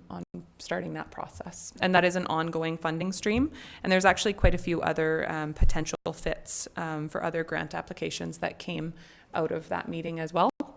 And one thing that we were careful to clarify is that if we apply for one, does it preclude us from applying for other possibly larger grant applications under the same stream? And they said no. So they encouraged us to put an application in for the McLean Mill project, even if we end up having other applications we want to put in down the road. Okay. So with that, Councillor Washington, would you like to move receipt of our council reports? Thank you, Madam Mayor. I move that the council reports outlining recent meetings and events related to city business be received. Second? Second, Madam Mayor. Okay, and seeing no questions, all in favor? Carried. And assuming no items under new business? Good. Question period is an opportunity for members of the public and press to ask questions of mayor and council. Would anyone like to ask a question? Come on forward. And if you don't mind just stating your name and address for the record. My name is Joseph Laskosic. I live on Princess Road in Port Alberni. And hello to Mayor and Council. This would probably be better suited to a committee of the whole meeting, but since we don't have one this month, it's been canceled due to some staffing I understood from the last meeting. So the question I have, and I don't know if it's appropriate to bring up this time, I've tried to speak to planning a little bit to get some feedback on it, and also the person in charge of planning who's been away, and I've made some contact but haven't heard back yet. So I'm going to put it to you, and perhaps I can get some answers here today of how to maybe proceed. I'm just wondering if council and mayor are aware of the changes that have been made to the intersections of Johnson and Ian around the Remax, the new Remax that's been redone. I don't know if you've been by there and seen some of the things that are changing with the entrance and exits of the Remax. Anybody familiar with that? Yes? Yep. Okay, good. So the questions I have, if you are, it's all been approved from what I can see with no public input that I've heard of. There's just been some changes made. And the question I have, the entry and exits to the off the Johnson Road are closed. They used to be able to exit and entry into Remax right off of Johnson Road. They had an access into their parking lot. That is now closed. So the only entry and exit is off of Ian. And so that's, which seems fine for a small business such as RE/MAX, which is a real estate office, as we all know. And so it would involve staff, of course, and then clients coming in doing real estate transactions, that sort of thing. It's not a busy parking lot like it would be at Walmart, so much quieter. But still, it still has its time of days and times when it will be busy. So that has been closed off, so there's an exit. But what they are doing, and what it appears to be that's taking place, is that they're going to have an exit onto Princess right from the RE/MAX. They've put in some curbing. It isn't currently open. They still have a roadblock across that. But judging by the curbing, and from what I get from planning, the plan is to actually have them be able to exit onto Princess. Now, I don't think there's been any public input or queries into the neighborhood. This is going to happen on your road. I thought that should be something that should be consulted with the people living on Princess, but there's been nothing whatsoever on that. I would think that would be standard procedure, but I'm not sure how procedures go when changes like that are made. So that's the couple things on that. Now, Princess Road itself is a bit of a tricky one. You've probably all driven it, tried to use it. It's now being used as a commuter road, not just for access for people on the street. Ian is a 90-degree off of Johnson. Leslie is almost a reversal of 90. It's a bit of a backtrack to get onto it. Princess is not. Princess is probably at about a 45-degree angle or something like that. I don't know my angles very well. But you don't have to slow down. You can access onto Princess at a good speed, a bit of a quick turn, and away you go. It's creating some issues with people commuting on it that are using it strictly to get down to Latham, over to Latham, off of Leslie, and over to wherever they're going. They don't live on Princess. I live on Princess. I'm on my way home, traveling slow. It's my neighborhood. I know there's children on the street. And pulling into my own driveway, I'm getting blasted with somebody's horn behind me. Get out of my way. I'm going, what's that? This is where I live. It's not a highway. So my concern is, and I've talked to people with children that live on Princess, and as you come up Johnson to cross Princess to get to their houses with their children from the elementary school, which we know is at the bottom of, we all know where that is they're afraid for their children crossing the crosswalk on Princess. I guess that's the north side of Johnson. Directions aren't that great, north-south, but I think that's the north side. So as they're coming down Johnson, they're coming at a fairly good clip, and they're actually concerned. They've told their children not to cross there by themselves, so when they're with their parents, they're very careful of that. So that needs to be looked at. You've got Ian close and then Princess right there. There needs to be some sort of something to deter people from using it as a commuter, because there is Leslie and there is Ian. I don't know what can be done to address that, but they do travel quite fast. And it's at certain times of the day. I've been told it's later in the day due to the commute, probably people on their way home after work. So just a couple concerns. The fact that they're going to be dumping onto Princess, no correspondence with the people that live on there. They say it's only going to be an exit. We all know that people using an entry exit, unless it says one way on there or something, people are going to come up Princess to go into the parking lot. It won't be that much, but it's going to create issues on that corner, so I don't know how to proceed. I will talk to the planner to see if I can get some feedback on that, to see if there's something as a community. Do I put a letter together to let people know that, and there are some changes that might create more traffic on there, more issues with it's only 1 block long. Shouldn't be used as a commuter. We have two other roads that definitely could be used as such. So some feedback on that, how to proceed. Is there a council member that, or somebody that would look at that? Thanks for that question. Yeah, so this actually is a perfectly fine place to bring this forward. Doesn't have to be committee of the whole.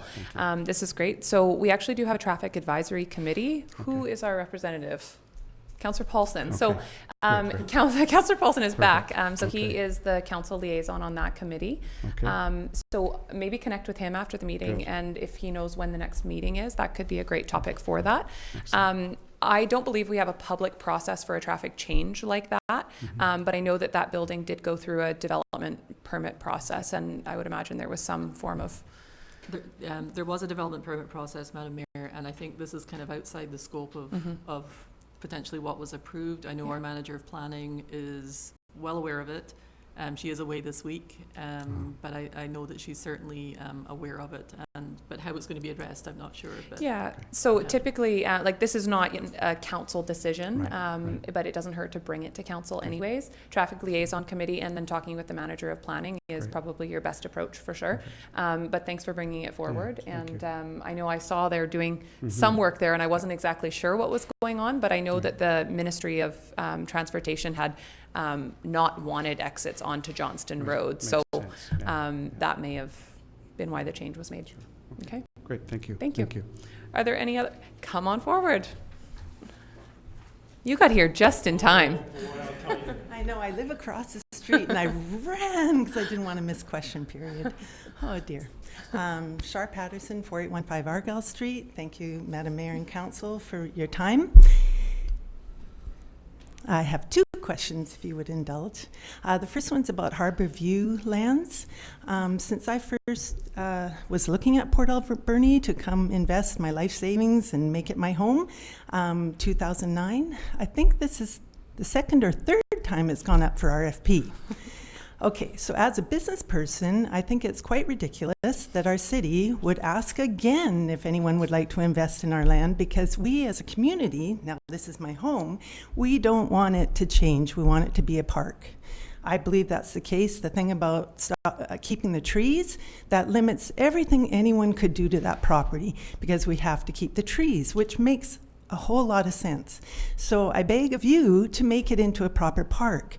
Make some little trails, cut out the extra trees, put some park benches, put some lighting so people aren't there doing drugs and sleeping overnight and putting needles and making it unsafe. Make it safe.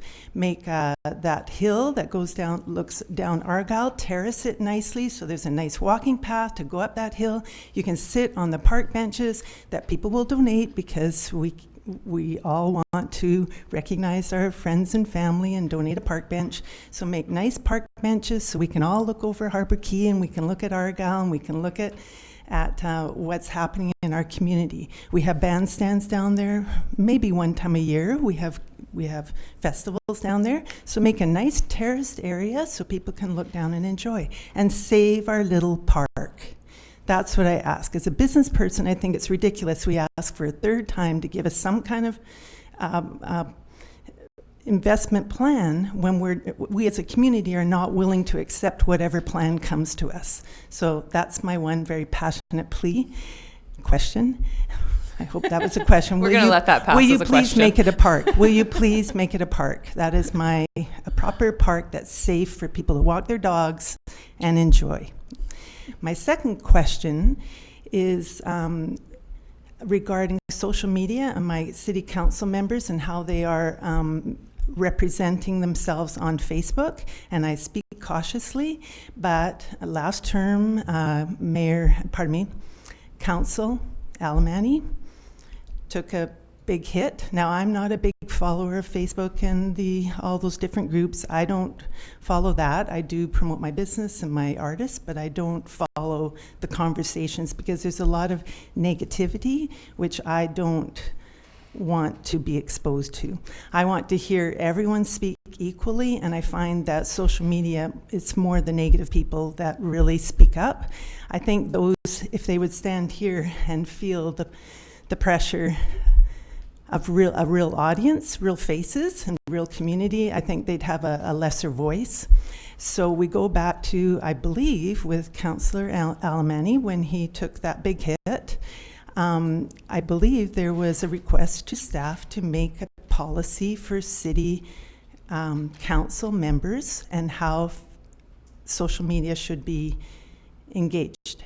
Has that come through yet?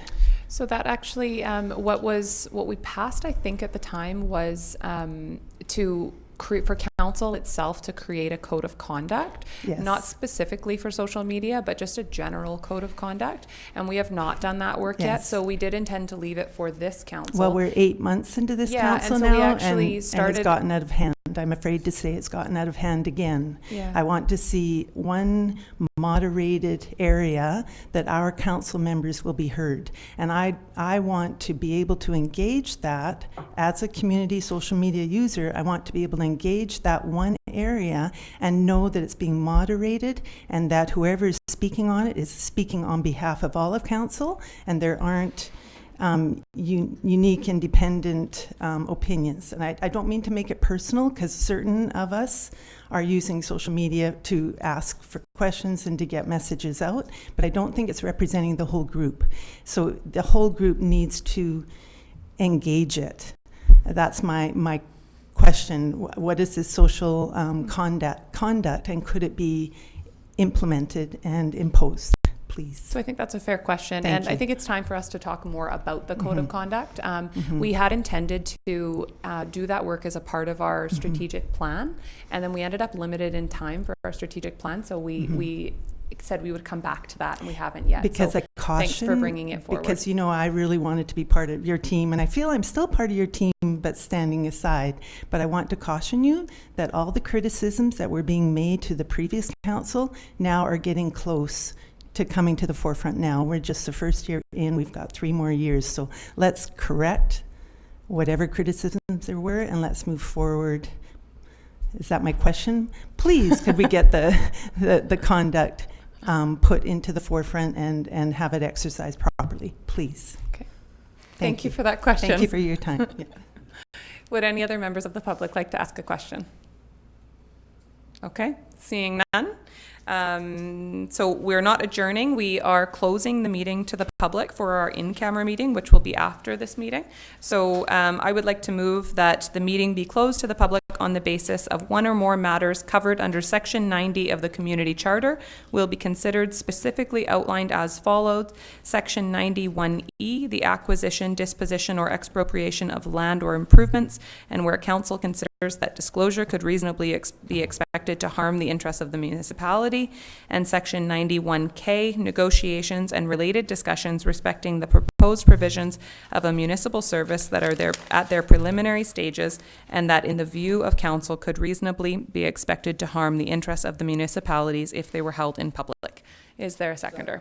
Okay, any questions or comments on that motion? All in favor? Carried. Thank you.